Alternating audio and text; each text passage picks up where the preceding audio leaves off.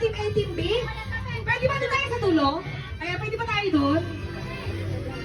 Ayan, kunin niyo po yung t-shirt. Ayan. Kunin yung t-shirt.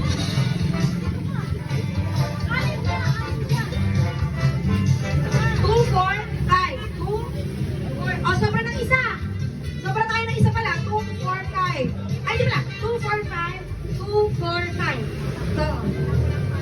Walang pa t-shirt.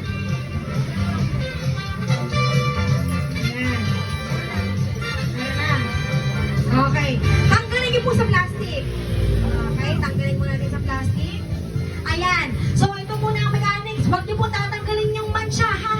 Huwag niyo tatanggalin. Yan. May nakalagay siyang mancha. So, yung manchang yan, paunahan kayo sa pagtanggal. So, mamaya, pipila tayo doon sa dulo.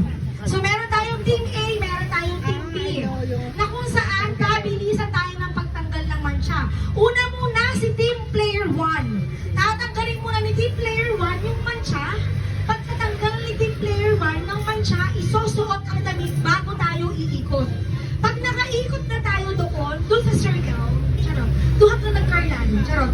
Ayan, pag nakaikot na tayo, babalik na tayo para si Team Player 2 naman ang susunod. So, wala muna magtatanggal doon sa Team 2 to 4 to 5, ha? Dahil pag natanggal nyo na yung t-shirt, disqualified agad. So, antayin natin na matapos muna si Player 1, okay? So, doon tayo sa dulo, mga kabisi.